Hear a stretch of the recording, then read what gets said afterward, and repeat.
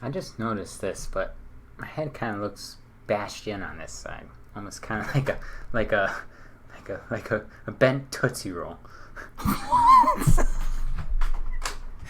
Hello and welcome back to Matt's Movie Mind. Today we will be doing a review for Godzilla, King of the Monsters, and we will also be picking the brain of my brother regarding the film. Hello, I'm Chris. I'm an introvert. My brother is a bona fide monster movie nut, so anything he says should probably be taken as gospel. Alright, let's get into it.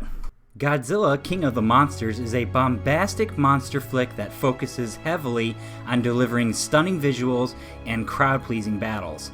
However, in doing so, other areas of the movie suffer and seem to be left by the wayside in order to produce what the fans were clamoring for after Godzilla 2014. More Godzilla and the return of Toho's classic monsters. My initial feelings toward the film is that it felt empty and lacking in any sense of cohesion. I feel the same, especially with regards to the amount of focus that is set on the action sequences. Don't get me wrong, it delivers spectacular moments that left my jaw hanging, but it is monumentally overstuffed with fan service and monster action. If you hear a Godzilla fan say that a Godzilla movie has too much action, then you know something is wrong and that the film must have felt void of acceptable storytelling. As far as the characters are concerned, I am not blown away by their development, from the very beginning of the film to the very end, and feel that the characters are just plain boring. Additionally, I believe that, for the most part, the cast really dragged this movie down with lackluster acting. The only genuine performance that I enjoyed was that of Millie Bobby Brown, and her portrayal of the character Madison Russell. And before any of you call bias because of her fame from the Netflix series Stranger Things, I have not watched it, so there is no bias involved here.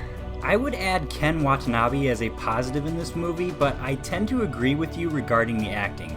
However, I will say that the script didn't do the cast any favors or offer any help making the characters feel fleshed out. Sometimes bad acting can ruin a great script or vice versa, but when both are subpar, it can lead to a real slog of a movie. As briefly mentioned before, I believe that the highlight of this film is the monsters and the incredible level of believability the CGI afforded them. After all, what's a giant monster movie without amazing effects? In a way, I can't blame them too much for throwing as much action at us as they could, because the producers and director Michael Dougherty probably realized how mediocre everything else would be. I also have to give them props for bringing back some of the main musical themes from the original Godzilla movies. It was admittedly a very nice touch. Yeah, the only absolutely awesome thing about the movie is the design and movement of the monsters. The CGI artists did a fantastic job on the monsters, making them look and move exactly how you would expect them to. Their designs are top-notch too, though I feel that Mothra could have been a bit bigger. The sound design for the movie is so good that at times I thought my ears were going to bleed. The roars feel powerful, and even something as mundane as the sounds of the monsters when they inhale and exhale is breathtaking. No pun intended. The action set pieces are mind-blowing too, and really gave me the feeling of being right in the middle of the battle. Overall, I feel the movie has too much action and not enough story, to the point of being slightly ridiculous. As a Godzilla fan, I am still waiting for my perfect Godzilla movie. As a general rule, I don't like endorsing a movie that puts little to no effort in generating a robust story and dynamic characters, and in this case, I am going to stick with those sentiments.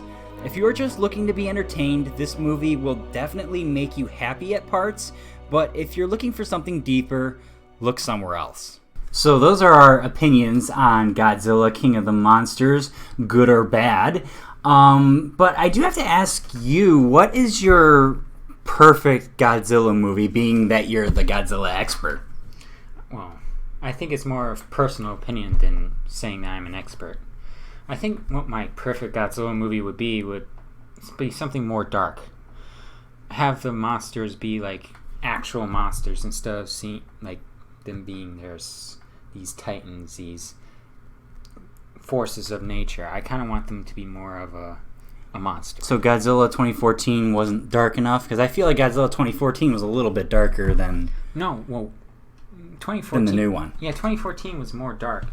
Maybe darker than that. Even darker. Yeah, something like the Going down a dark road here. something like the anime Godzilla. Though you guys probably don't know anything about that, but do that one with its atmosphere and everything, but better. But better. Alright, thanks guys for watching today. Give this video a like if you enjoyed this video specifically. Subscribe to the channel if you want to see more videos like this, such as trailer reactions and other movie reviews. Really appreciate all the support. I'll see you next time.